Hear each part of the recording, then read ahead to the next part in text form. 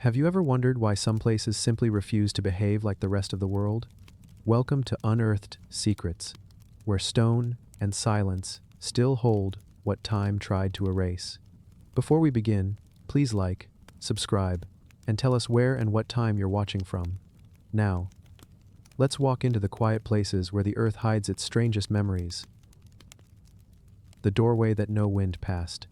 There is a place deep in the Kalahari where the wind forgets to move. It is not a valley, not a canyon, not a hidden oasis. It is simply an expanse of sand and stone open, exposed, endless where the world should breathe, but somehow does not. The desert stretches in every direction, a wide plain of pale gold, soft reds, and muted browns. Grass grows in small clusters around termite mounds. Acacia trees rise like delicate silhouettes, their shade a thin, trembling circle beneath the relentless sun. The air is usually restless here. The Kalahari is not a silent desert. It shifts. It murmurs. It lifts grains of red sand and scatters them across the plains. But here, at the still gate, the air pauses, not constantly, not entirely, but enough that the silence becomes a presence. Enough that the landscape feels suspended, as though holding a breath that will not release. The still gate itself is a stone formation, two tall, narrow pillars rising from the desert floor, spaced just wide enough for a person to walk between them. They are eroded sandstone, shaped by time into smooth, vertical forms. One leans slightly inward, the other outward. Their tilt so subtle you notice it only after staring for several minutes. The tops are uneven. The surfaces are streaked with mineral lines, soft whites, iron reds, faint blacks. From a distance, they resemble a doorway, a gate without walls, a threshold without a room beyond it. The local sand communities have many names for the formation, each carrying a different nuance. Some mean the windless gate, others mean the place where the desert listens, and a few old stories speak of it as the mouth of the world, though no one can say exactly why. To reach the still gate, you must walk far from the nearest dirt road. The desert here is vast, and the land rolls in slow undulations, almost like an ocean frozen mid-wave. The heat rises in shimmering sheets. Mirages form along the horizon, bending distant shapes into wavering pools of silver. Animals leave trails through the sand: springbok, oryx, jackal, and the occasional great track of a passing elephant. The air smells faintly of dust, sun-heated grass, and distant rain that will not reach here.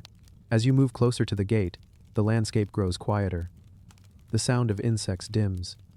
The wind softens. Even your footsteps sound muted, as though the sand absorbs not just sound but motion itself. Finally, the two pillars emerge from the heat shimmer tall, pale, and strangely vertical against the gentle slopes of the plains. They stand on a slight rise, not a hill, just a lift in the land. The closer you come, the more out of place they appear. Most rock formations in the Kalahari are scattered boulders, low outcrops, or weathered ridges.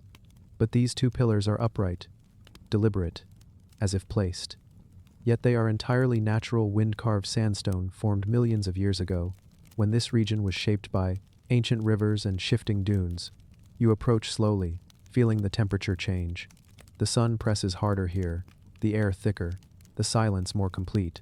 There is a moment, just a moment, when you realize you cannot hear the wind behind you. The grasses are still. The sand grains stop skittering. The desert holds its breath. You stand a few meters from the gate now. The pillars rise nearly 4 meters high and perhaps a meter thick. Their surfaces are warm beneath your hand, almost hot. The sandstone grains are fine, packed tightly, shaped into long, vertical sweeps by bygone winds. One pillar is slightly smoother than the other, its face more polished by centuries of abrasion. The other is rougher, its surface covered with tiny pits. Together they form an opening, narrow enough that two people cannot pass through side by side. You step closer still. The ground beneath the gate is different from the surrounding sand. It is compacted, firm, almost stone-like. The color shifts, subtly from red gold to a muted gray. It feels older, as though the earth here has not moved in a long time. You step into the threshold into the empty doorway. The world changes. The wind stops completely. The heat becomes still, suspended. Sounds your breath, your footsteps. The distant calls of birds grow fainter, thinner, as though absorbed into the stone or swallowed by the air. You stand in the center of the gate. Nothing moves. Not a grain of sand. Not a thread of wind. The desert seems to surround you but not touch you. It is like standing inside a held breath, inside a pause that the world has forgotten how to release. After several moments, the spell breaks. A faint breeze touches your back, warm and slow. It moves into the gate and stops. It will not pass through. You feel it falter, reverse, drift away. You leave the threshold and the wind resumes, brushing lightly across your face. You try again, stepping through from the other side. Once more, the wind refuses to pass. It moves behind you, hesitates, retreats. It is not a gust, you feel it is the lack of one. The absence becomes the sensation. Scientists who have studied the formation attribute the effect to micro-wind patterns shaped by the surrounding terrain. The pillars, the slope, the angle of the ground, they all contribute to a natural wind shadow. But even they admit the effect is stronger than expected. A stillness, too precise for chance. The sand stories offer different explanations. They tell of a time when hunters moved across this land and noticed that the wind never crossed between the stones. They believed the place was a meeting point where the sky and earth made an agreement, where the breath of the world paused to listen. In some tales, the threshold was a doorway for spirits.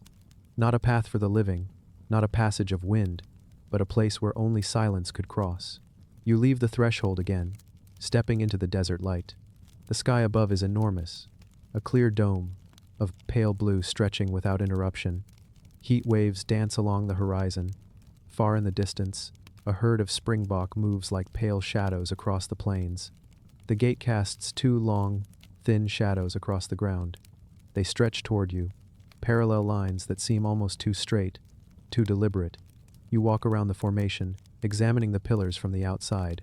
Here the wind moves freely, brushing the grasses, sending dust swirling in low spirals. But the moment you step near the opening, the air stills. It is subtle but unmistakable. Each time you test it, the result is the same. It is not the wind that changes, it is the doorway. The sun arcs slowly across the sky. You stay long enough to see how the light transforms the pillars. At midday, the sandstone glows a bright, full gold. In late afternoon, the surfaces deepen into rose and amber. Near sunset, the gate turns almost bronze, the shadows sharpening, the pillars standing like two guardians of an ancient, invisible threshold. As the light softens, the wind picks up again across the plains. You can see distant trees swaying gently. But here, as you walk once more toward the center of the gate, the air stops. The world holds its breath again, and you stand inside the pause. You whisper a word, just to hear a sound. Your voice dies in front of you, does not echo, does not carry. It is swallowed instantly. When you step backward, the wind returns. When you step forward, it stops. The desert seems to acknowledge your position. You leave the gate and walk several paces away, sitting on a low mound of warm sand. From here, the formation looks even more like a doorway, two uprights forming a shape that should lead somewhere, though nothing lies behind it. It faces the open Kalahari, as if guarding something you cannot see. As the sun sinks lower, the temperature begins to drop. The desert cools quickly once the heat releases. The wind strengthens, brushing across the land in long, steady strokes. Yet even now, with the world around you moving, the threshold remains untouched. The sand legends say the gate is older than the desert, that before the sands spread across this region, the stones were already here, marking a place where pathways once crossed. They say hunters avoided passing between them at night, believing the threshold could swallow dreams, leaving the traveler empty by morning. Others believe the gate listened, that if you stood between the pillars long enough, the desert would whisper back its oldest stories. Night approaches. The colors of the sky shift into soft violets and deep oranges. The pillars become silhouettes tall, dark, solemn. The moon rises early, pale and sharp against the dimming sky. The desert grows colder. And still, no wind crosses the gate. You remain to watch night fall completely, sitting several meters away, observing the quiet. Stars appear in countless points of light. The Milky Way stretches in a faint band overhead. The pillars stand unmoving. The wind drifts along the desert floor steady, cool, whispering through the grasses. But the center of the gate remains untouched, as though wrapped in invisible glass. After a long while, The desert settles into its nighttime rhythm. Crickets begin their steady chirping. Insects drone faintly. A night bird calls somewhere beyond your sight. The air cools further.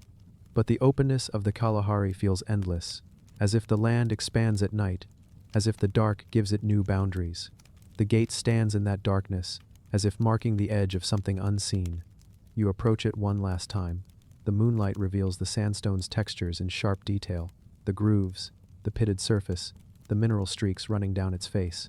You step into the doorway again. And once more, the wind stops.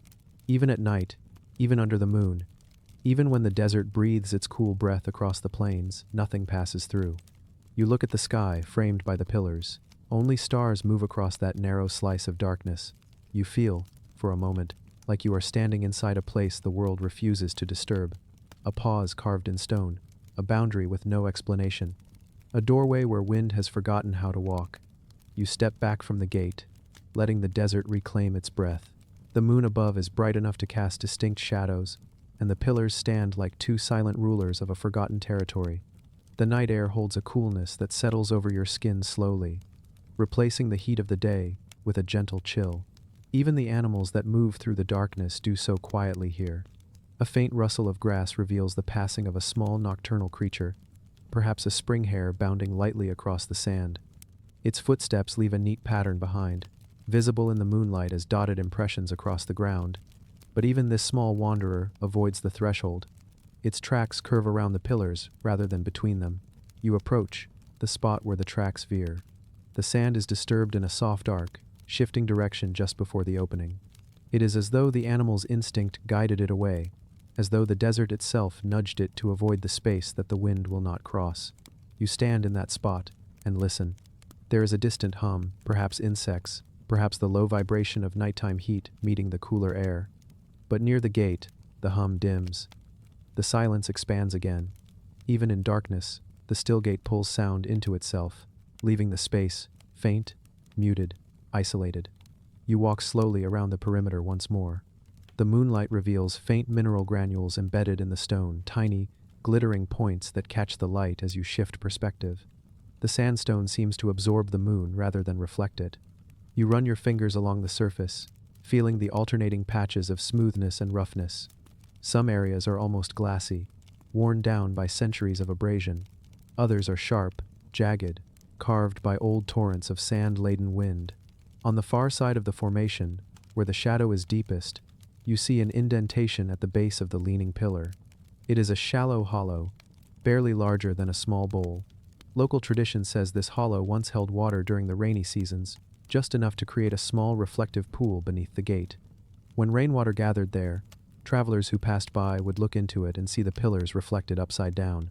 They believed that reflection revealed the real gate, the one that spirits crossed. The hollow is dry now, its surface coated with a thin layer of dust. You run your hand over it. The stone is cold, almost unnaturally cool compared to the rest of the formation. You step back from it, glancing up at the stars.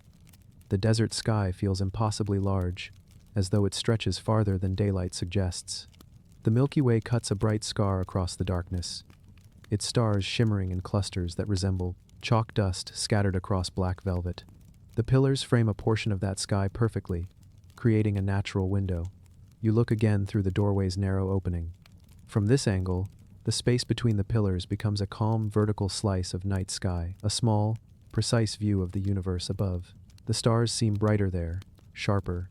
Perhaps it is only your imagination, your eyes adjusting to the contrast, but the effect is undeniable. The gate creates a sense of separation not just from the wind, but from the rest of the world. Standing before it feels like standing at the edge of something ancient, something that carries a kind of memory you cannot touch. You remain there a long time, sitting on the sand, leaning against a smooth rock, watching the world settle deeper into night. The desert grows cooler still. The wind rises once or twice across the plains, brushing past your ears before fading again near the threshold. Each time the breeze approaches the gate, its movement hesitates. Even in darkness, the effect is unmistakable. The wind recognizes the boundary. It circles around instead. You begin to wonder whether the gate is shaped by the land, or whether the land shapes something within you when you stand near it. An awareness of unseen patterns, the subtle presence of places where the world simply behaves differently. It is almost dawn when you rise again. The horizon begins to shift into a faint gray-blue. The stars dim, one by one, before the returning light.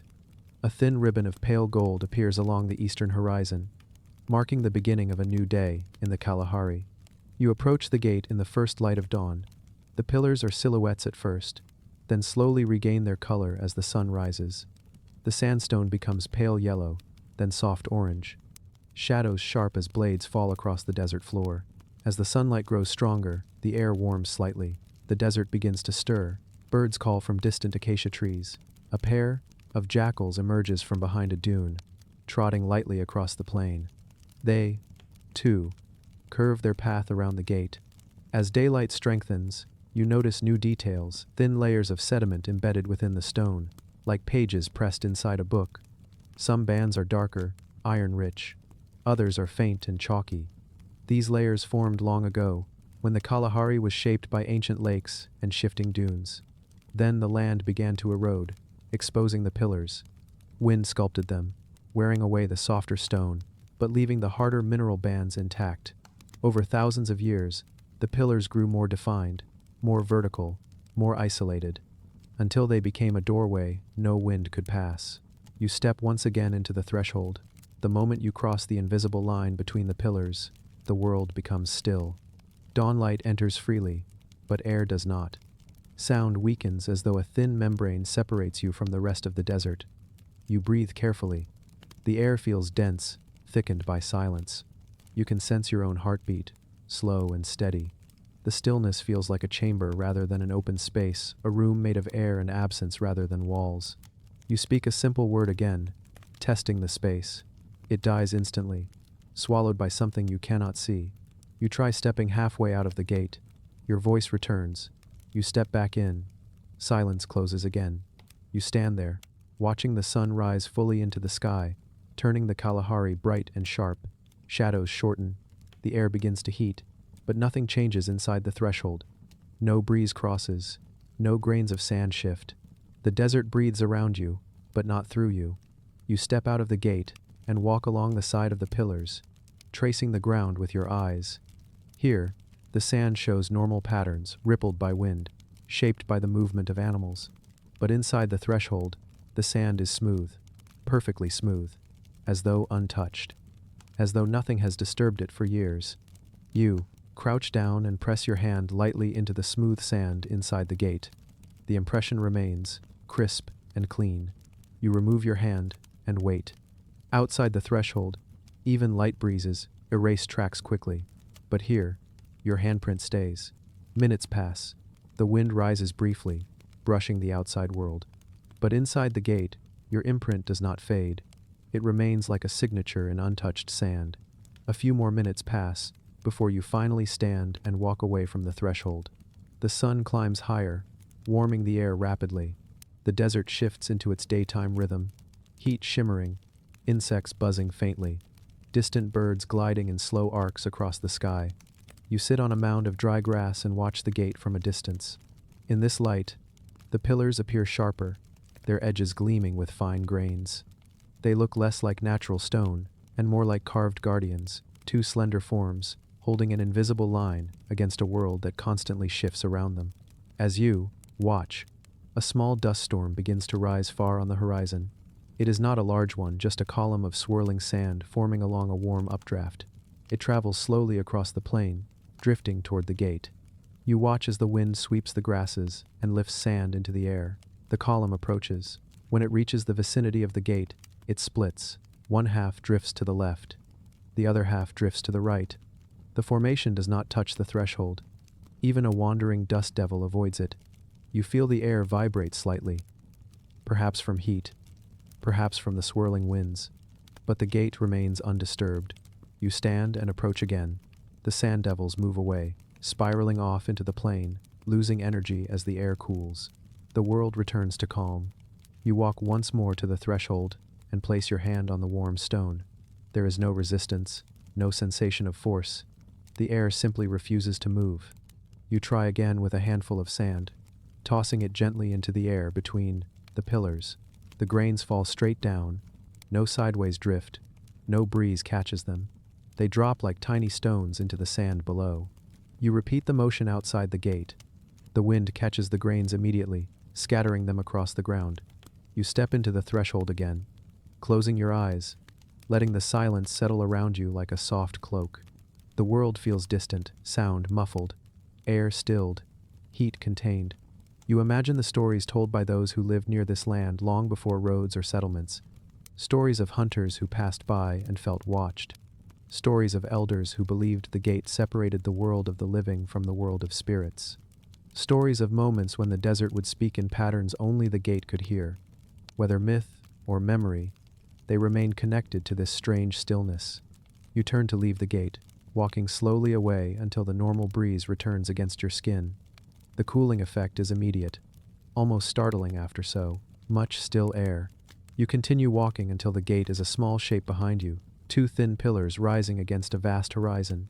Even from afar, it looks like it marks something, though nothing lies behind it.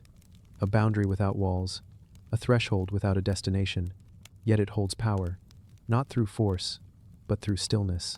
The desert stretches before you, golden and vast. Wind stirs the grass. Birds travel on warm currents. The world breathes again. But behind you, the doorway remains untouched by that breath. A silent space carved into the heart of the Kalahari. A place where the wind refuses to pass. A place where silence stands guard.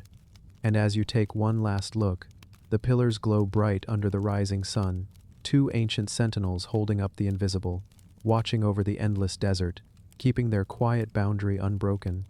This is the doorway that no wind passed, where the world pauses, the desert listens, and the silence holds its shape against time. The face that warmed in snow. There is a place on Sakhalin Island where winter settles so deeply into the land that even the waves seem to freeze in their motion.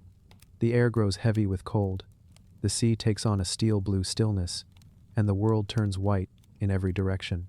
Snow gathers on the cliffs in thick, untouched layers, softening every line of the landscape until only the strongest shapes remain visible.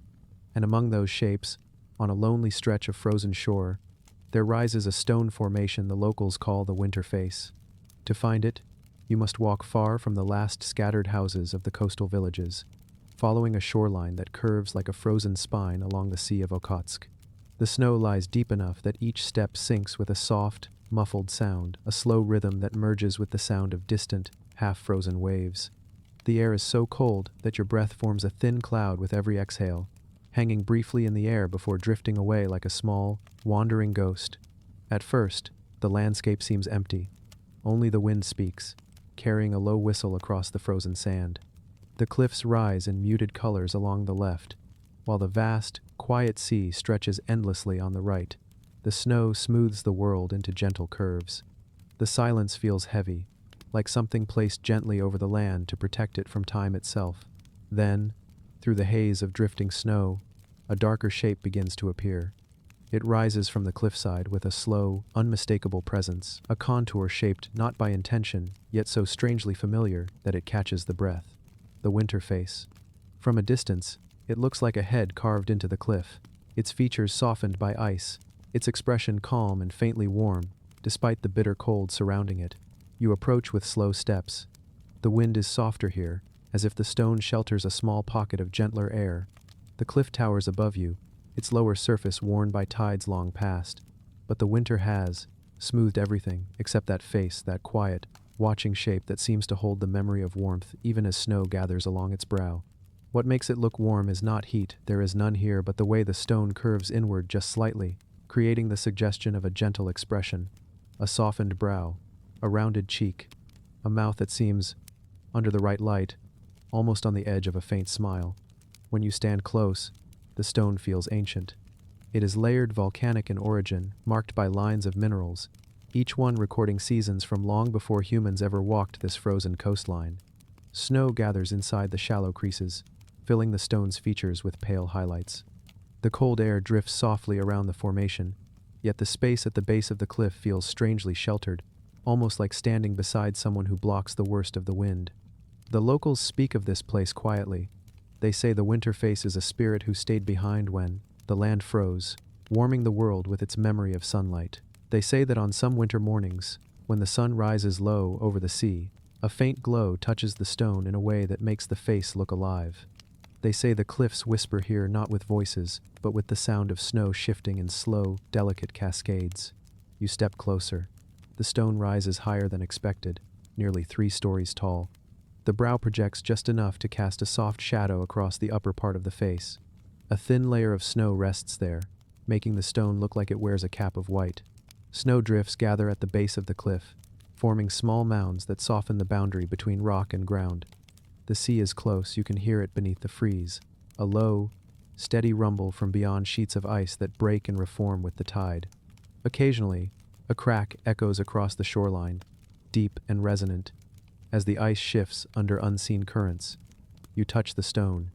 It is cold sharply, cold, but the texture beneath your hand is smooth in some places, rough in others. The surface is uneven with centuries of erosion.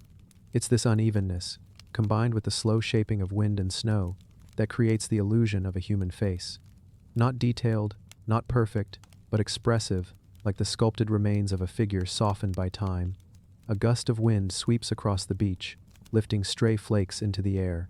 But here, in front of the winter face, the wind seems to weaken. The snow falls gently instead of stinging. The cliff blocks the worst of it. You breathe out slowly, watching your breath curl upward before sinking toward the ground. The cold is deep, but it feels as though the presence of the stone keeps the air from becoming harsh. You look upward again. The face meets your gaze, or perhaps you only imagine it. The shaping is subtle. The hint of an eye, shadowed by the ridge of the stone. The line of a cheek softened by snow. The curve of the mouth half hidden by ice. But there is something undeniably present in the formation, something that turns ordinary stone into a symbol. The people who live in the nearby villages pass by this place during their winter walks. Some stop to leave small offerings of dried berries or shells at the stone's base. They say it brings good luck for the season, that acknowledging the winter face honors the quiet spirit of the land. You step back a few paces to take in the full shape. The stone seems to rise from the cliff like a memory. The surrounding rock is jagged in places, smooth in others, but nothing else resembles a figure. It is as if the cliff allowed only one human-like shape to emerge, one guardian to remain among the frozen ridges. The sky is pale above you, a low winter sun hidden behind thin layers of cloud. Light diffuses gently across the landscape, giving everything a soft glow. Snowflakes drift slowly downward, falling in graceful spirals. They gather along the stone's brow, then fall in, small cascades as the layer becomes too heavy. A faint warmth brushes your face, a trick of perception, no doubt, but the effect is unmistakable. Standing here, near the winter face, the cold feels different. Not softer, exactly, but less lonely. The snow deepens as the morning progresses. Your footprints fill slowly behind you, as though winter is trying to erase any sign of your presence. You walk around the formation, tracing the cliff's contours with your eyes. Behind the face, the stone juts outward in layered shelves. Snow gathers along the edges, forming small white ledges that look precarious but hold steady. You notice a narrow ledge, where the snow forms a continuous line, undisturbed by wind. This sheltered space feels like a small alcove where animals might rest during storms. You kneel slightly, brushing away a thin layer of snow to reveal smooth rock underneath. The surface is polished, likely from years of rainwater running down the cliff in warmer seasons. Beneath the snow, you can see traces of mineral streaks, thin lines of darker brown and iron red. These streaks continue into the face itself, forming the subtle shadows that make the expression visible even under deep snow. You rise and face the stone again. The sea moves slowly in the distance, pushing sheets of ice that clink softly against one another. The sound is faint, as though heard through layers of cloth. The air tastes faintly of salt, carried by the wind across long stretches of frozen water. You inhale deeply. The cold fills your lungs with a sharp but refreshing clarity. The stone's presence feels grounding, a still point in a world shaped by constant winter. A faint crack echoes across the shoreline again, as the ice shifts. The sound reverberates, carrying a low vibration through the ground. You feel it through your boots, a reminder that even in this frozen landscape, motion lies beneath the surface. You look up once more at the winter face. It remains unchanged, unmoving, yet full of character, a presence shaped not by human hands but by the slow patience of nature. And as you step closer again, You feel the strange warmth once more, not from the stone itself, but from the sense of calm it creates. It is as if winter pauses here, as if time pauses here, as if the stone remembers a season the world has forgotten. Snow continues falling around you, soft and quiet. The winter face watches, and you breathe in the cold air with the quiet certainty that this place, this silent guardian of Sakhalin's winter shores, will remain long after the snow melts, long after the waves return, long after the world moves on. You remain beside the winter face until the snow deepens around your boots and the tide beneath the ice shifts with a long, slow sigh. The morning light fades into the muted brightness of midday, the kind of pale illumination that never fully becomes day in the far northern winter. The world here seems to hold its breath, not in tension, but in quiet acceptance. The cliff, the snow, the sea, they settle into a shared silence that feels ancient. You begin to walk along the curve of the shoreline, keeping the winter face in view as long as possible. From different angles, the expression changes. From one side, the face looks thoughtful, as if contemplating the sea. From another, it looks softened by snow, almost gentle, and once, as you turn to look from the far point of the beach, the wind lifts a veil of snowflakes that swirl briefly around the stone, giving it the illusion of movement, like the faintest nod or the brief tilt of a head. You return toward the formation, drawn back to its quiet presence. The snow crunches beneath your steps in a crisp, rhythmic pattern. The wind, soft as it is, carries the scent of drifting ice and distant pine forests.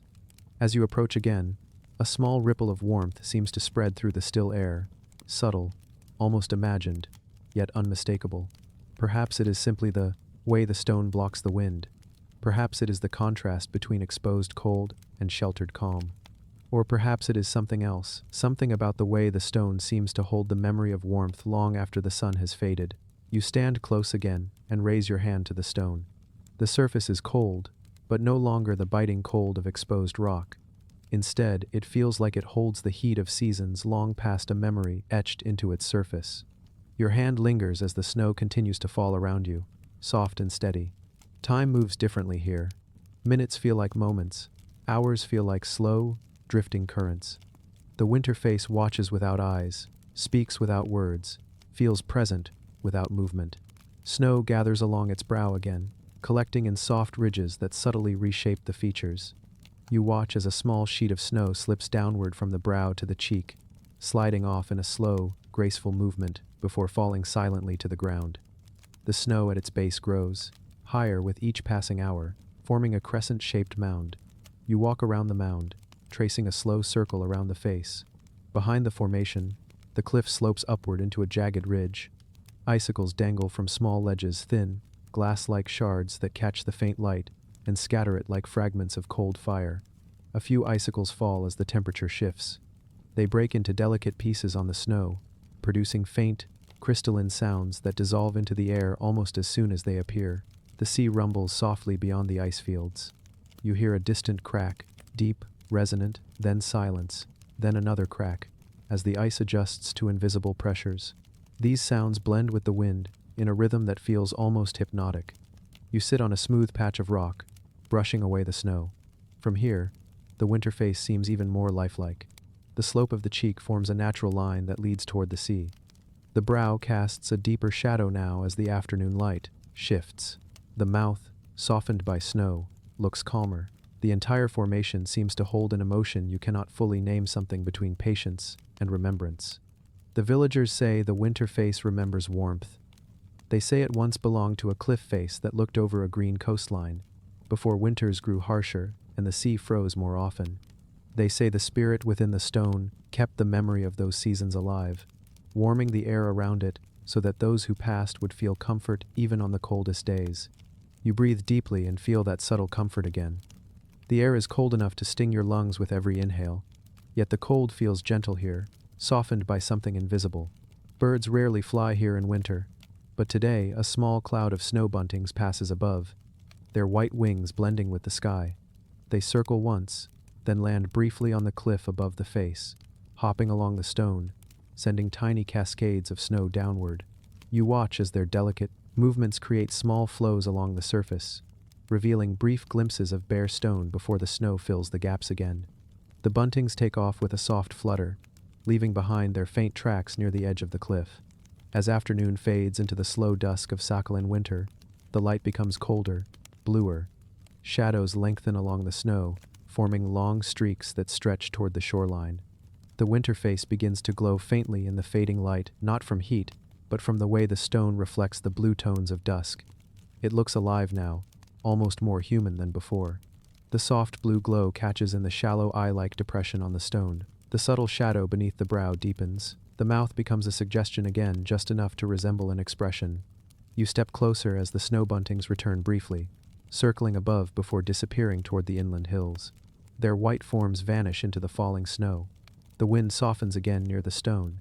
The sea quiets further. Even the sounds of cracking ice grow distant. It feels as though the world is preparing to rest. Snow begins to fall more heavily now, the flakes large and soft. They drift down in slow spirals, collecting in your hair, on your gloves, on the stone. The winter face gathers a new layer of white across its brow and cheek. With each passing minute, the features grow rounder, gentler, more indistinct. Soon, only the shape of the face remains visible beneath its growing blanket of snow. Yet even as the features fade, the presence remains steady, calming, ancient. You stand beside it as dusk deepens. The sky turns darker, shading from pale gray to soft indigo. The horizon glows faintly, where the last light of the day clings to the edge of the sea. The frozen shoreline stretches into shadows, and the cliffs rise like silent walls in the dim light. A thin mist begins to drift along the ground, a low veil of cold air moving inland from the sea. It slides across the snow, in slow, flowing waves, curling around the base of the cliff and gathering briefly at the foot of the winter face. The mist seems to pause there, as though acknowledging the presence of the stone before moving onward across the plain. You watch the mist rise and fall, feeling the temperature drop further. The air grows so cold that each breath fogs instantly, drifting downward instead of rising. The snow around you glows faintly with reflected light. The winter face seems to glow as well, its surface becoming a soft, luminous shape against the deepening night. You place your hand on the stone once more. It is still cold, but less biting than the air around you. The warmth you felt earlier seems to return, a subtle, almost imperceptible gentleness that spreads through your gloved palm. You let your hand rest there, feeling the steady presence of the stone. The snow continues to fall, soft and unhurried. The winter night settles around you with a depth that feels almost sacred. The winter face watches over the frozen coastline, unchanged yet always changing its expression, shifting with snow, light, and shadow. You step back slowly to take in the full shape one last time. The face is nearly covered now, but its silhouette remains unmistakable. It rises from the cliff like a guardian carved by time itself, standing in quiet companionship with the sea, the snow, and the sky. You begin your walk away from the cliff, leaving the winter face behind you. Your footprints sink deeply into the snow, forming a line of soft impressions that the falling flakes begin to fill almost immediately. You walk slowly, looking back occasionally as the face grows smaller in the distance, merging with the cliff, blending into the winter shadows. The snow falls steadily. The sea rumbles faintly. The land grows quiet. And even as the world fades into deep winter night, you can still feel the warmth of the stone, not heat, but presence following you like a memory carried through the cold. The winter face remains behind you, watching over the frozen shore with calm, patient silence. And the snow continues to fall, soft and endless, across the land where the face still warms the winter air. The spine that divided the storms. There is a place high in the mountains of Albania where storms come to a halt, a place where clouds split as if encountering an invisible blade, drifting to opposite sides of a lonely ridge, a place where shepherds say the sky remembers old stories, and where travelers stop without meaning to, feeling something ancient shifting in the air. This place is a narrow, stony crest rising from the heart of the accursed mountains. Some call it Maja I Nder Perges, the mountain of interruption. Others call it the ridge that splits the sky. But among the older villages, those nestled deep within the northern valleys where traditions are carried carefully from one generation to the next, it is known simply as the spine. The spine is not a long formation. It stretches only a few hundred meters across the upper ridge, a jagged backbone of pale gray stone, but it rises sharply, cleanly, unlike the rounded slopes around it. Its silhouette cuts against the sky, with such precision that it looks almost sculpted not by hands, but by the slow grinding work of time. The stone is dense, streaked with minerals that glint faintly in the sunlight. When storms approach, the spine becomes a thin thread of light and shadow, catching every flicker of lightning, every shift of cloud. It stands above the surrounding peaks like the vertebrae of a giant creature that once slept beneath the earth. To reach it, you must follow a trail that winds upward through remote valleys, where rivers run cold and clear. The hills are dotted with wild herbs, thyme, sage, and mountain mint, and in spring they fill the air with soft, fragrant breezes. Old stone walls, built generations ago by shepherd families, line parts of the path.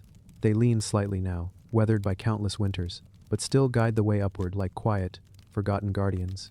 The higher you climb, the more the world begins to change. The forests thin, the wind sharpens, the sky expands, feeling closer with each step.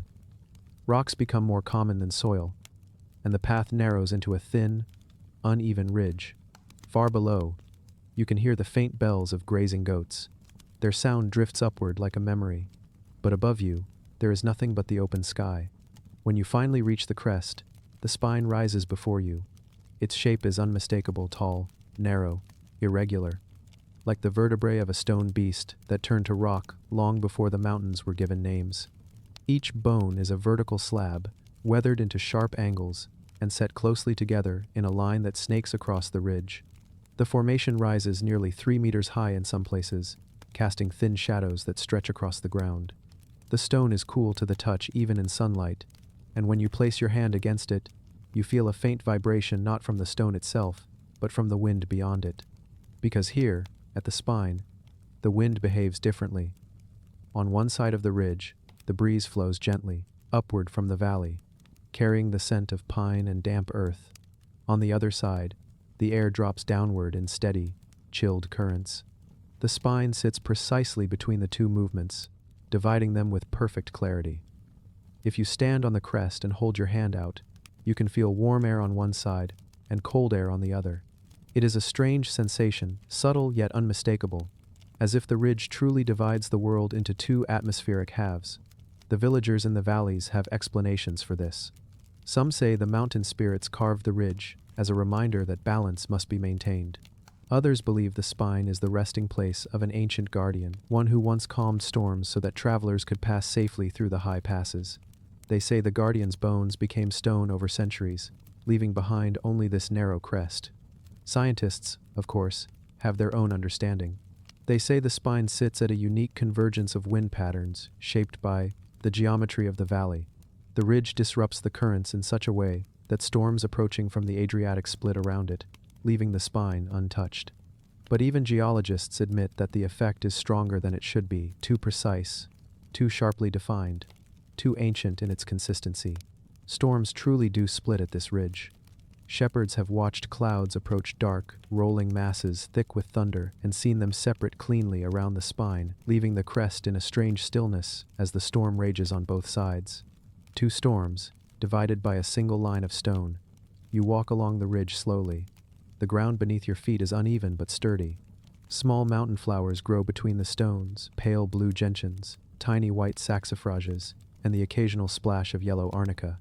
Their delicate shapes seem out of place among the harsh stone, yet they thrive here in the thin soil. You stop at one of the taller slabs. Snow gathers on one side but not the other. Rain wets only one half. Fog clings to one face of the stone, while the opposite remains clear. Even sound changes at the spine. When you stand on the western side, you hear the distant river far below, rushing through the valley. When you step to the eastern side, the sound fades and is replaced by the whistle of high-altitude wind. Standing directly on the crest, between the stones, you hear almost nothing. A thin, suspended, quiet, strange for such a high altitude. As you walk, the sunlight shifts across the stone, revealing mineral streaks of white quartz and darker veins of mica. Tiny sparkles catch the light whenever the breeze clears the thin layer of dust that gathers between the slabs. You test the air once more, warm on one side, cool on the other. The difference is so clear that it feels as though the mountain is breathing with two lungs. You place your hand on one of the slabs. The stone is cool and textured, shaped by centuries of wind and frost. Its roughness feels ancient, carrying the memory of long winters and quiet summers. You step back and look down the ridge. The spine seems to ripple as it descends a line of stones rising and falling with the shape of the mountain. From this angle, it resembles the back of a creature resting beneath the earth, its spine exposed to the sky. Clouds gather in the distance, slow, heavy shapes drifting across the horizon. Their shadows move over the valleys like dark brushstrokes. The air changes slightly as the storm approaches, and then you see it. The clouds begin to split. Not gradually, but cleanly, two parts drifting in opposite directions, as if pushed aside by an invisible force. The sky above the spine remains clear. You stand on the crest, feeling the wind rush on both sides. Thunder rumbles somewhere behind the clouds, but here, the air is calm. The villagers say the spine does not simply divide storms, it remembers them. They say the stone grows wiser with every passing generation of weather. They say the mountain listens.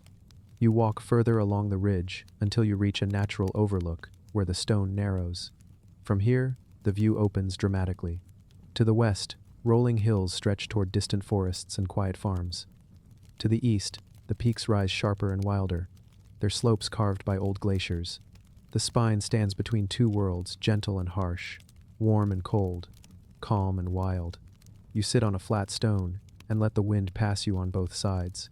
The sensation is surreal, as if you are sitting at the meeting point of two seasons. Clouds drift past, some so low that you can almost touch them, but none cross the crest. Even birds behave strangely here. A golden eagle glides along the ridge, wings spread wide, using the warm air rising from the west to lift itself. But instead of crossing the spine, it circles back, following the same current. Smaller birds cling to the shrubs on the eastern slope, fluttering only within that side's pocket of cold air. It is as if the ridge is not only a barrier for storms, but a boundary for life itself. You stand again, drawn to the next slab, one taller than the rest. It rises nearly 4 meters, angled slightly like a towering vertebra. Sunlight touches its upper edge, casting a long, slender shadow that seems to stretch toward the valley. The stone is marked by deep weathering lines, each one a tiny canyon carved by centuries of frost and wind. You trace your fingers along one of the grooves, feeling the history etched into it. The stone hums faintly beneath your fingertips, not a sound, but a vibration carried from the wind beyond. You close your eyes and listen. The wind on the left, the wind on the right, the quiet in the center. A natural doorway carved by difference. A spine dividing storms. You open your eyes as the shadow of a cloud passes over the ridge. The light dims, then brightens again as the sky clears. You walk slowly, feeling the altitude in your breath, but the calmness of the ridge making each step feel weightless. Somewhere far below, a shepherd's dog barks a sound carried only by the warm side of the wind. On the cold side, the world remains silent. You pause at the midpoint of the spine, where the slabs form a tight cluster. The air here feels charged, like the space holds an echo of countless storms that were forced aside. The slabs lean inward slightly, creating a narrow passage. You walk through it. For a moment, everything becomes still. The wind fades. The sound drops away. The air temperature inches toward equilibrium. It feels like stepping into a memory, a breath the mountain saved, a moment the sky forgot to move. You emerge on the other side, where the cold wind greets you gently. You inhale sharply. The air feels fresh, clean, ancient. Snow lingers in shaded pockets, small, hard patches left by storms that never quite reach the ridge. You crouch down and touch one. It is solid, compacted, almost crystalline.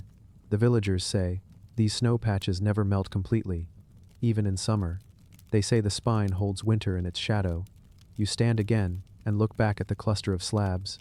They resemble the upper curve of a spine more clearly from this angle, tall vertebrae rising from the mountain's body. Clouds part again around the ridge. The sun shines directly onto the tallest slab, illuminating it with a warm, white brilliance. A moment of stillness follows. A fragile, balanced calm. You breathe deeply and feel the ridge beneath your feet sturdy, ancient, sure. Here, in the mountains of Albania, the sky obeys the stone, the storm obeys the crest, and you stand in the middle, between two halves of the wind. The sun continues its slow arc across the afternoon sky as you remain on the ridge. watching the divided winds trace invisible paths across the mountain. The world on the warm side glows gold as sunlight reflects off distant slopes. The world on the cold side holds its muted blue-gray tones, as, though winter still lingers in the soil, both landscapes lie silent and unmoving, their differences exaggerated by the thin line of stone that separates them. You begin to walk along the spine again. The slabs ahead form a series of irregular pillars, each one rising from the ridge like a marker from a long-forgotten path. The stones hold the warmth of the sun on their western faces while remaining cool on the eastern. The temperature difference is strong enough that as you place your hand on one side of a slab and then the other, it feels like touching two different seasons. Moving deeper into the ridge, you come upon a wider plateau, a place where the mountain flattens briefly before descending into the eastern slopes. From this vantage point, the spine forms a perfect silhouette against the open sky. It looks less like a mountain formation and more like a natural crown resting along the ridge. Each slab rises like a jagged tooth, linked by the narrow seams of earth between them. You sit on the edge of the plateau, letting your legs dangle over the slope. The air is crisp but comfortable, and a faint scent of wild thyme drifts upward from hidden patches in the rocks. Up here, the sense of solitude is absolute. No villages are visible. No roads reach this high. Only the ridge, the sky, and the shifting breath of the mountains exist. Below you, the cold wind gathers strength. The eastern side of the mountain drops sharply into a deep valley lined with forests. Shadows cling to the tree line even at midday. Clouds skim low across the valley, occasionally brushing the upper slopes with soft, misty trails. Whenever a cloud approaches the ridge, the spine forces it to choose a direction left or right, and the mist divides before it ever reaches your position. The sky darkens slightly as a larger weather front approaches. You watch as a broad screen of clouds moves across the west, thick and heavy with impending rain. The villagers call these storm fronts the walking mountains for the way they roll over the landscape, slow and majestic. Today, one of these walking mountains draws close enough to swallow entire hillsides in its shadow. You stand as the first rumble of thunder rolls across the distant hills. It arrives like a deep breath from the earth, spreading through the valleys and reverberating in your chest. Ahead, the spine remains still, its lines sharpening under the charcoal-colored sky. The storm front spreads out, darkening the warm side of the ridge. Rain falls in long, distant curtains along the far hillside. You watch the water descend in vertical sheets, turning the slopes into shimmering gray streaks. The sound of rainfall, carried upward by warm winds, reaches the ridge as a faint hiss. But here, where you stand, the sky remains untouched. You walk closer to one of the taller slabs and place your palm against it again. The stone is cool now. The sun has withdrawn behind clouds, and the ridge has become shadowed beneath the approaching storm. Yet on the eastern side of the slab, the wind picks up sharp and cold, rushing upward from the valley. Warm wind on one side, cold wind on the other, both pulled apart by the spine. The storm front continues its advance until the entire western horizon is consumed. Lightning flickers within the clouds, flash, pause, flash each burst, illuminating the dark belly of the storm. Thunder follows in rolling waves, shaking the stone beneath your feet. Then it happens. The storm reaches the ridge. For a moment, the world grows perfectly silent, as though everything wind, earth, sky holds its breath. And then, with breathtaking clarity, the storm divides. Clouds split cleanly around the spine, flowing like dark rivers along both sides of the ridge. Lightning branches outward to the left and right. Rain shears in two, cascading down opposite slopes while the crest itself remains dry. You stand in the center of the spine and feel the raw, physical force of nature bending to the stone's command. The warm wind pushes upward from the storm side. The cold wind draws downward from the sheltered valley. The crest between them becomes a corridor of perfect balance. The villagers say the spine was formed during a battle between two skies, one of warmth and one of frost. They say the spirits of the mountains declared that neither would dominate, and so they carved a boundary where the two skies must remain forever separate. Every storm since then has respected the agreement. Science offers its own explanation, but standing here, watching clouds split around the ridge, those old stories feel truer than any diagram or data sheet. Thunder roars again, this time closer, deeper. The clouds on each side flash with brilliant arcs of lightning, yet the spine itself remains untouched, illuminated only by ambient flashes reflecting off the stone's mineral veins. You walk along the crest as the storm continues. Rain lashes the west. Snow flurries form on the east. The ridge divides them perfectly. The sensation is surreal, cold flakes brushing one cheek while warm droplets evaporate on the other. A perfect meeting point, a natural border between two tempers of the world. The storm rages for nearly an hour. During that time, you watch the spine endure wind powerful enough to bend tree trunks in the valleys below. You listen to the contrasting sounds, the furious roar of rain on one side, the whisper of falling snow on the other. The ridge amplifies silence even as noise surrounds it. It feels like standing at the eye of a storm, though the true eye lies elsewhere. Finally, the storm begins to drift eastward. The clouds lose their sharp edges, dissolving into milder shapes as they spread across the valley.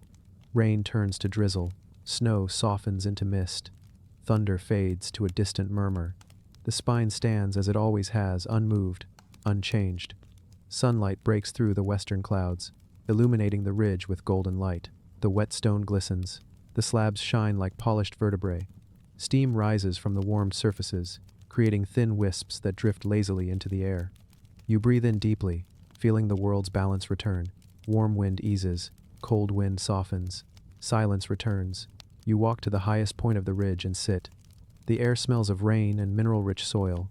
Far below, the valleys glow with refreshed color, dark greens, deep blues, and the soft gold of wet grass catching the sun.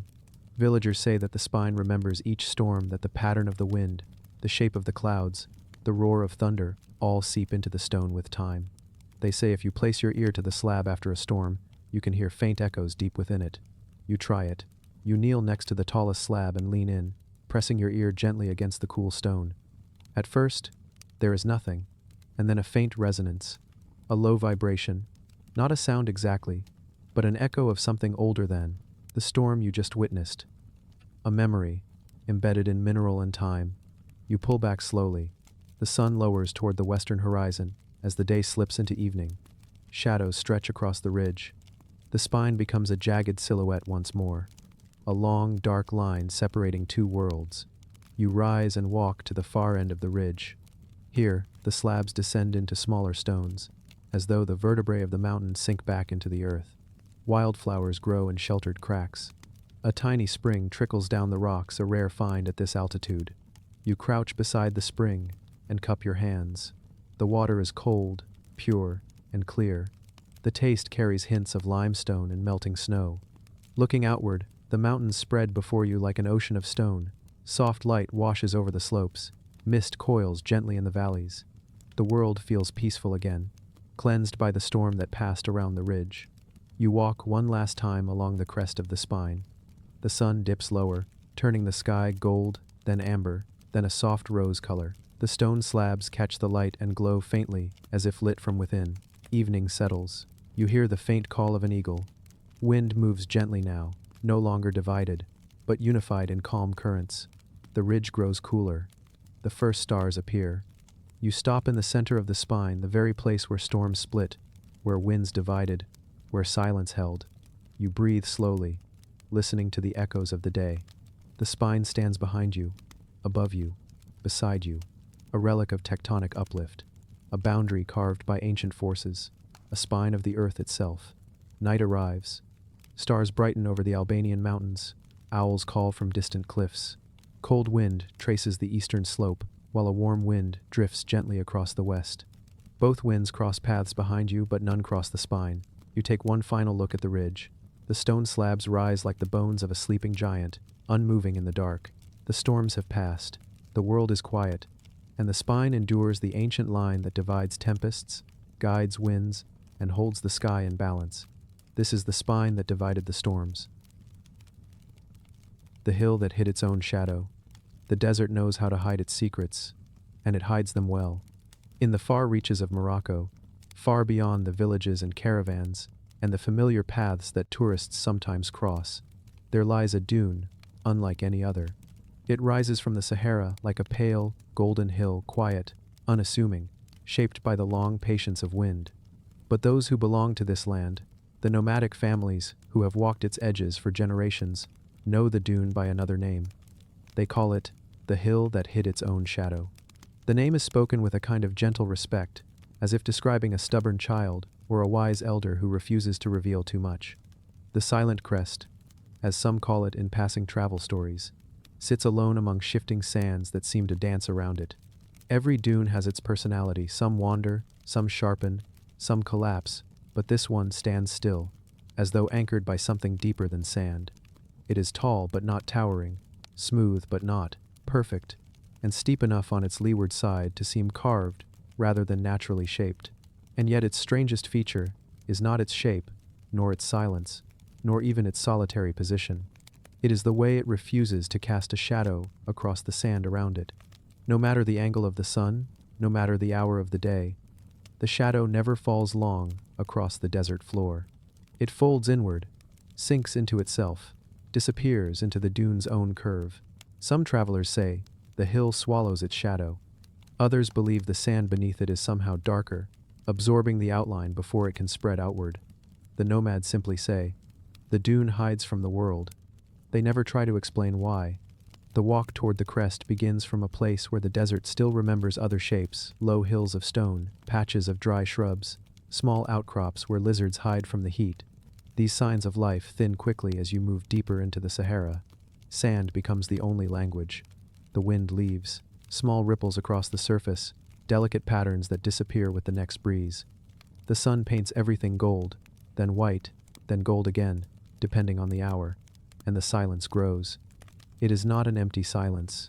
It is the silence of great space, of distances so large that sound cannot carry across them. The quiet has a weight, a warmth, a presence. Every footstep sinks a little deeper than expected. Every breath feels slightly warmer than the one before it. The desert does not welcome or reject. It simply exists, and you exist within it. As you draw closer to the dune, its shape becomes clearer. Its curve is almost perfect, like the gentle back of a creature sleeping beneath the sand. The ridge is smooth, unbroken by stones or shrubs. The wind seems to move around it rather than over it, shaping its flanks but leaving its crest strangely untouched. When you reach the base of the dune, the silence feels different. It is more focused, more concentrated. The air is still, as though the wind has agreed not to disturb this place. Even your footsteps seem softer here. The sand is finer, almost silky, slipping between your fingers in a slow cascade. You begin the climb. It is not steep at first, but each step sinks deeper than expected. It feels less like walking up a hill, and more like walking across time itself. The sun hangs above you in a vast white sky, its heat softened by the faintest breeze. The higher you climb, the more the world below seems to fall away. The desert stretches outward in silent waves of gold, each dune catching the sunlight differently. Some glow brightly, others sit in muted tones as though waiting for the day to shift. But the silent crest remains constant. When you reach the ridge, the air becomes still again. You stop for a moment, letting your breath settle. The top of the dune is smooth enough to feel like a blade, thin, gentle, balanced. As you stand there, your shadow should stretch long behind you. The sun is high enough that every object in the desert casts a clear, sharp outline. You look down, expecting to see the familiar shape of your form on the sand. Instead, your shadow ends abruptly. The line of darkness does not extend down the dune's flank. It simply cuts short, swallowed by the sand as though the ground has softened enough to drink it in. You move slightly. The shadow shifts, but it does not lengthen. It remains small, close to your feet, ignoring the rules of light. You step to the left, to the right, forward, backward. The shadow behaves normally for a moment, then falls back into place, hugging your shape, refusing to reach outward. You kneel and place your hand near the surface. The sand here feels cooler than expected. The sun burns overhead, but the surface holds a softness, a faint coolness like stone hidden beneath fine grains. You brush the sand aside. Beneath the top layer is a slightly darker tone, still sand, but denser, heavier, as though compressed over many years. You stand again and face the horizon. From here, the desert appears endless. Distant dunes form gentle silhouettes. Heat waves shimmer above the surface. Somewhere beyond the edge of sight lies the nearest village. The air remains still. No wind crosses the ridge. Nomads say this dune was born from a storm too large to remember. a storm that filled the sky for 3 days and 3 nights. The winds carved a path across the desert, tearing other dunes apart and scattering their sands across the plains. But this crest remained untouched. When the storm ended, the dune stood exactly as it had before, unchanged, unmoved, as though the desert itself had chosen to protect it. They say the shadow has not fallen properly since that time. Some storytellers claim the dune hides its shadow because it carries a secret too heavy to reveal. Others suggest it remembers an ancient traveler who once walked here and left something behind. A memory, a promise, a trace of light or darkness. The desert loves to keep its mysteries. You walk along the crest slowly, following the ridge toward the dune's highest point. The sand remains cool underfoot. The silence deepens enough that you hear your heartbeat clearly. Even your breathing feels amplified. The sunlight glows across the dune's surface in a soft, golden wash. Small grains catch the light like tiny stars. You pause at the highest point and turn your body to let the sun cast your shadow again. It stretches slightly, then stops. The darkness gathers at your feet like a pool. The dune refuses to display its shape upon the world. You close your eyes and listen. At first, there is nothing but silence. Then, faintly, you hear something, not a sound, but a shift, a movement inside the dune. The sand settles beneath you with the slightest sigh, a slow exhale of the earth. You kneel again, placing your palm against the ridge. The sand is cold now. Not icy, not uncomfortable, just colder than the sunlight should allow. The sensation moves through your hand, up your arm, settling into your chest. The dune feels alive, not in the way a creature moves or breathes, but in the way a mountain holds the memory of storms. You brush the sand aside once more. Beneath the dark layer is an even deeper tone, almost bronze, almost metallic. You scrape gently. The sand shifts into a small hollow, revealing a smooth curve just beneath the surface.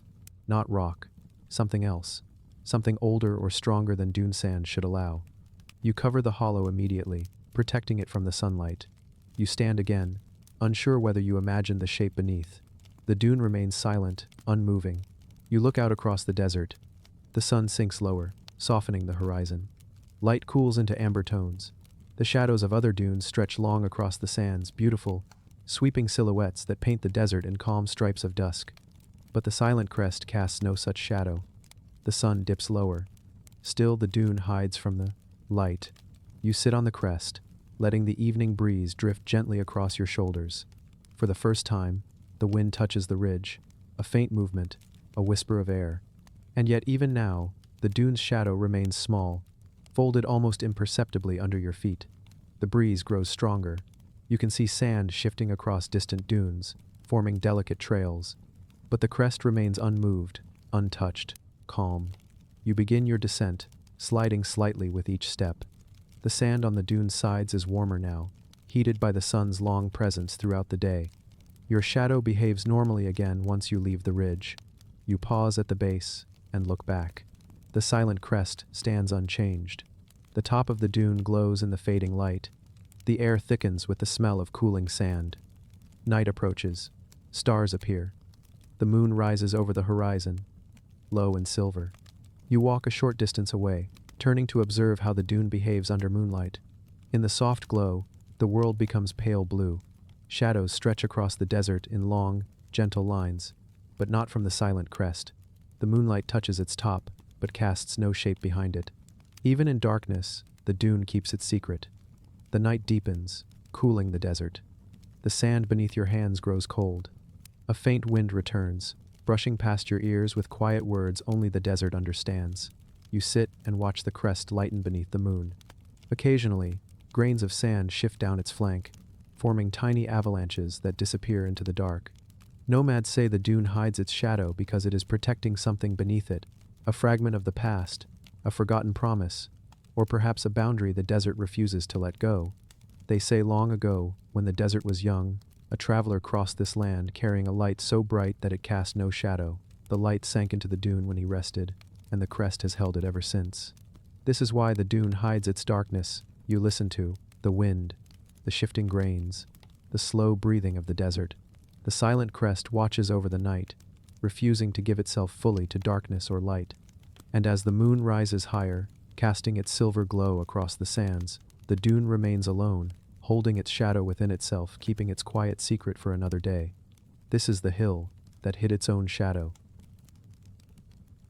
The statue that slept through winter.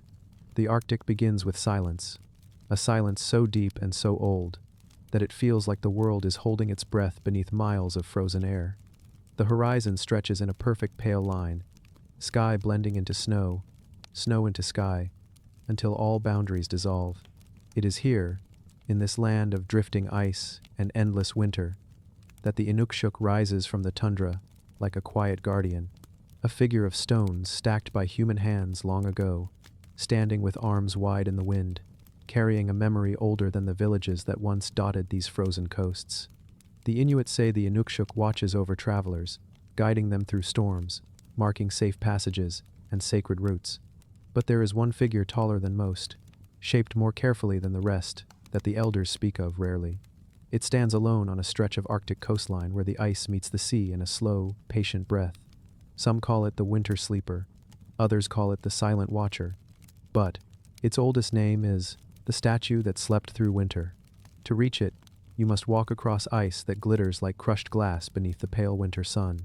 The ground is unforgiving, each step sinking slightly, each sound swallowed before it can rise.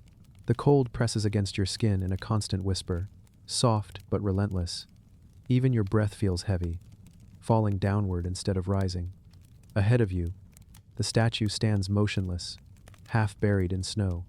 At first it looks small, just another stone figure marking the edge of a forgotten trail. But the closer you walk, the larger and more imposing it becomes. The stones making up its legs are thick, worn smooth by windstorms that have raked the tundra for centuries. Its torso is formed from a massive block of granite with a natural curve that gives the illusion of a ribcage beneath layers of frost. And its arms stretch outward, two long slabs of dark stone slightly angled, as though welcoming the endless winter or holding it at bay.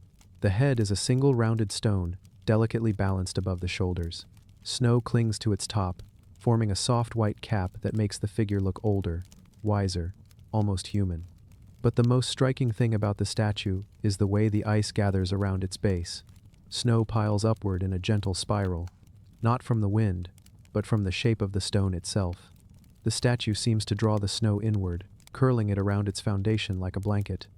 As though the Inukshuk, this single, silent figure, settles into the winter and allows the tundra to tuck it in. You take slow steps toward it. The wind shifts, but here near the figure, the air seems to soften. It is still cold, colder than almost anywhere else in the world, yet the harshness fades. The cold no longer bites, it simply exists, as part of the land. The Inuit people who passed here long ago said the winter sleeper does not merely guide travelers, it remembers them. The stones hold the warmth of each person who stood before it, carrying the memory of footsteps lost beneath snow. They say that in the deepest winters, when the sun vanishes for months at a time, the statue does something no other Inukshuk does. It sleeps. Not like a creature, not like a spirit, but like a guardian, waiting beneath drifting snow, resting beneath the weight of frozen time. You stand before the statue and feel something beneath the silence. A soft hum not heard, but sensed deep within the stone, as though the figure has settled into a slumber so profound that even its stillness has a pulse. You reach out and touch its leg. The stone is cold, but not lifeless. The surface holds a faint warmth, subtle and unexpected in the Arctic air. Snowflakes drift around you, falling in slow spirals as the wind calms. The ice nearby shifts with a low groan, a sound that vibrates through the ground like the breath of the land itself. You move around the statue, stepping through snow that rises almost to your knees. Ice, crystals catch the sunlight, scattering tiny sparks of color across the landscape. The statue's shadow projects a short, dark outline across the snow, but it does not move with the same clarity as your own.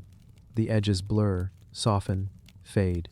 It is as if the figure is only partially awake, holding on to its shape in the world, while part of it still drifts through winter dreams. You kneel in the snow, brushing away a layer near the base of the figure. Underneath, the stones are darker, smoother, almost polished by centuries of drifting ice. You press your hand there and feel another subtle warmth, less a temperature than a presence. The winter wind picks up again, but the Inukshuk takes the brunt of it. You feel sheltered behind the statue's stone body, even though its form is simple and rough. Snow gathers on its shoulders like a shawl, The head, rounded and calm, faces the frozen horizon, as though keeping silent vigil. The ocean beneath the ice shifts with slow rumbling motions. Occasionally, cracks echo across the frozen surface, deep, resonant sounds that travel for kilometers in the quiet of the tundra. Yet the statue remains, still not resisting the winter, not challenging it, but existing perfectly within it. The Inuit believed the winter sleeper was placed here by a traveler who never returned. They say he was caught in a storm that swallowed the world in white, a storm so fierce and so long that it blurred the line between sky and ground. When he realized he would not survive, he built the statue in the shape of a human, strong, grounded, facing the storm without fear. He stacked the stones with his last strength, placing the head on top as the wind tried to tear the warmth from his body. When the storm ended, the traveler was gone. Only the statue remained. The villagers who later found it said the traveler's spirit entered the stones, choosing to watch over others who walked the same path.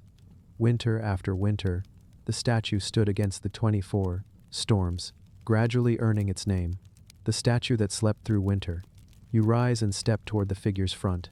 The sky darkens slightly, not with clouds, but with the slow shift of Arctic light. Sunset here is not a single moment, but a long, lingering change. Daylight softens, cools, deepens, then blends into twilight that can last for hours. The Inukshuk glows faintly in this light, the granite catching shades of pale blue and silver. The snow around it appears smoother than anywhere else, as though untouched by wind. The statue's shadow shortens as the sun lowers. The darkness beneath it thickens, gathering closer to the stones.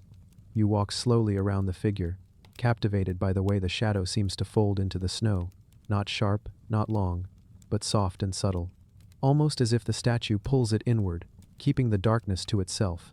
The wind fades again. The silence grows so deep that you can hear your heartbeat. You take a breath, and the cold air settles into your lungs like a thin blanket of ice. But beside the statue, the cold feels strangely gentle. The Inukshuk seems to hold a small pocket of calm, a place where winter pauses, night inches closer. The sky shifts into darker shades of blue, then violet, then near black. The stars appear one by one, bright and cold.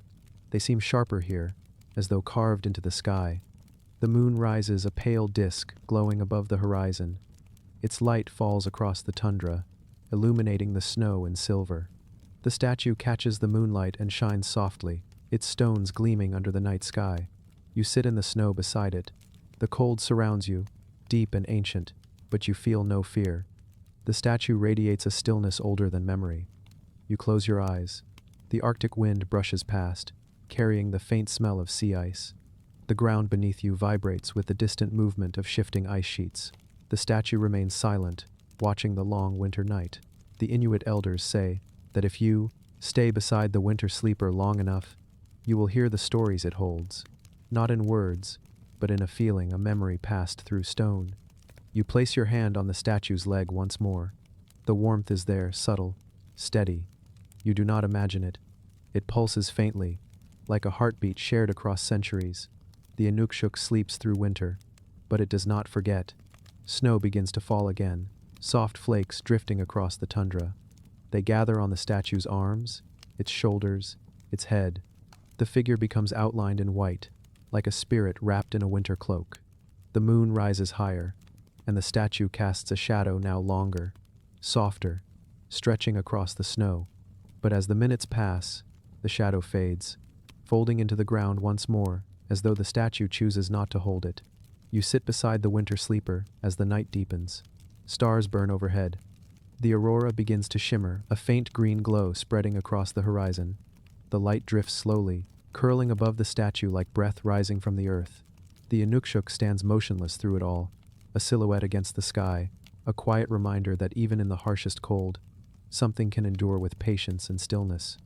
The aurora brightens, washing the snow in soft waves of color. Shadows dance across the tundra, but the statue remains serene, as though dreaming beneath the winter lights. In the quiet, you understand why the Inukshuk was built, not just as a marker, not just as a guide, but as a presence, a companion to the winter. A figure that sleeps through the cold so others might find their way through it. You rise slowly, brushing snow from your coat. Your legs feel heavy, not with fatigue, but with calm. You take a final look at the statue, the way it stands against the freezing wind, the way the aurora outlines its form, the way snow settles gently along its stones. The statue that slept through winter does not move. It does not speak, but it feels alive, as if holding a piece of every traveler who ever sought its guidance. You turn away and begin walking back across the snow. The wind picks up behind you. The cold deepens. But you feel a strange warmth in your chest, a quiet presence following you like a memory. When you look back, the statue is still there, watching the horizon. Its shadow is gone again, hidden beneath the snow. The Inukshuk sleeps through winter, and the Arctic dreams beside it. The pavement that forgot its shadow. The west of Ireland begins in a soft gray light, a kind of brightness that never fully becomes day and never truly becomes night. It hangs over the land like a gentle veil, shifting with the Atlantic winds that roll in from a restless horizon. Here, cliffs rise sharply from the sea, green hills fall into deep folds, and fields are stitched with the old bones of stone walls that wander across the countryside like lines of memory. But beyond all of this, beyond the grazing fields and the villages and the winding roads, you reach a place that looks as though the earth once tried to form an ocean but changed its mind. This is the Burren, a karst landscape unlike anywhere else in the world. A vast pavement of limestone stretches outward in every direction, cracked into blocks, smoothed by time, worn by centuries of soft Irish rain and stronger Atlantic storms. The stone lies flat in places and rises in others, forming terraces that resemble the floor of an ancient tide long withdrawn. And in the center of this landscape, near a ridge where the wind hums through narrow fissures, lies a place the locals call the pavement that forgot its shadow. The name comes quietly, often spoken by older generations who know when the land is listening. It's not a tourist name, it's a whisper name, carried between those who've walked these stones long enough to understand how strange they are, because on certain days, beneath certain skies, the stone here refuses to cast a proper shadow. You begin the walk across the Burren in slow, measured steps, because the ground itself demands your attention. The limestone pavement lies in great plates called clints, separated by deep cracks known as grikes. Ferns grow inside the grikes, sheltered from wind, drinking the rain. Some of these plants are mountain species, others are Mediterranean. They grow side by side, a quiet impossibility explained not by science, but by the land's ancient, unusual warmth.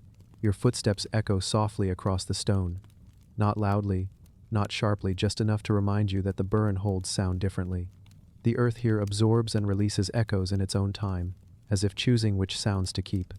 The wind grazes your face, cool and salted from the distant ocean.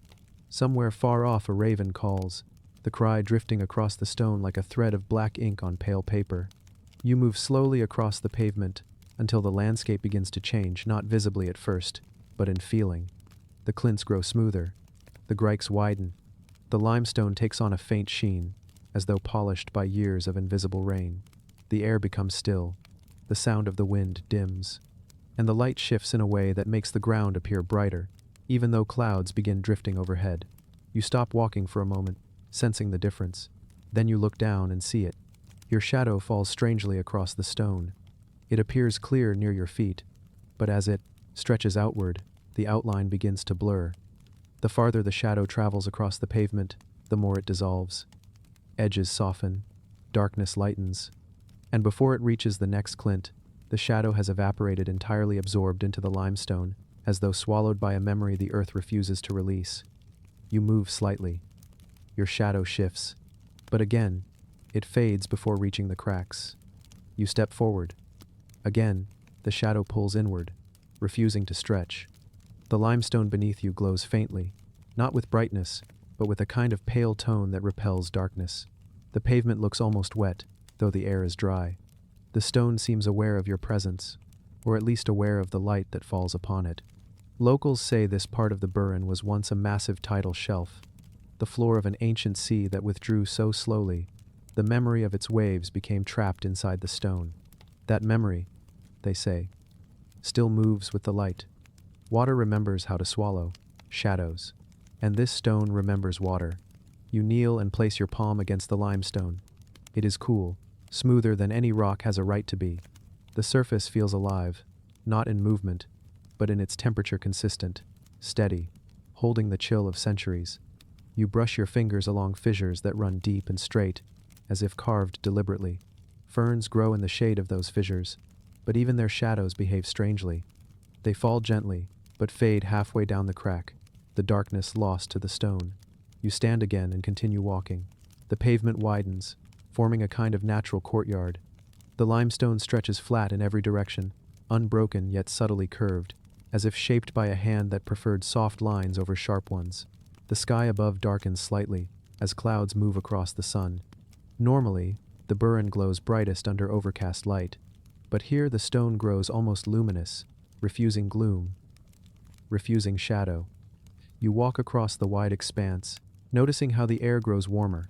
The warmth is subtle, but real, an odd sensation for a landscape known for its chill. Each step feels lighter, each breath feels softer. You look around, and the world seems to have fallen silent. No birds, no wind. Only the faint hush of distant sea, barely audible, like a memory trying to reach you through walls of stone. Then you see it, something that should not be possible. A long ridge of limestone stretches ahead, forming a kind of gentle rise. But the ridge casts no shadow at all. The sun is high enough that every object in the landscape throws a clear shape across the pavement. But not this ridge. The limestone absorbs the darkness. You approach slowly, drawn by the impossible. The closer you get, the more you feel the temperature shift again. The air cools, but not with wind, just a natural cold, like stepping into a room carved from stone. You touch the ridge. The stone is cold, but your hand does not cast a shadow on it. You move your fingers slowly. No darkness follows. It is as if the light refuses to acknowledge your hand. The burren shifts around you, not in movement, but in meaning. This place does not behave like the rest of the world. You sit on the ridge, feeling the cold seep gently into your skin. The earth breathes beneath you, not in motion, not in sound, but in presence. The pavement hums with age. Some say this part of the burren contains the oldest memories of the land, formed from ancient seabeds that hardened over millions of years. Others say the stone here is so compacted, so densely layered, that light cannot behave normally upon it. But the elders in County Clare have older stories, stories of shadows taken, stored, and remembered. They say the pavement hides its shadows because it still dreams of the ocean. It remembers how waves swallow darkness at dusk, pulling it beneath the surface, letting it dissolve. They say the stone here never accepted the loss of the sea, that every shadow falling on it sinks like a footprint into water.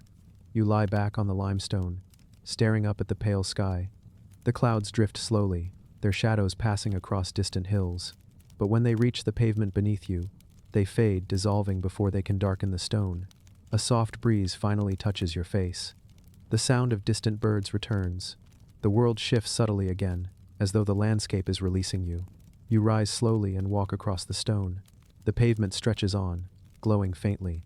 Your shadow begins to return, slowly sharpening as you leave the heart of the silent expanse. When you finally reach the outer edges, the limestone regains its normal behavior. Your shadow stretches long behind you. The wind stirs ferns in the grikes. Birds circle overhead. The world resumes its natural rhythm. But when you turn back, the pavement shines with a pale brightness, refusing to reveal the secret it keeps. The pavement that forgot its shadow lies quiet, resting beneath timeless skies, holding the memory of ancient tides, and the silence of stone older than rivers. And the burren breathes with it softly, patiently, carrying the shadows the world will never see again. Thank you for wandering these hidden places with me. If you enjoyed this journey, please like, subscribe, and share where you're watching from tonight. There are always more quiet mysteries waiting beneath stone, wind, and shadow. Until then, rest well, and let the earth keep its secrets a little longer.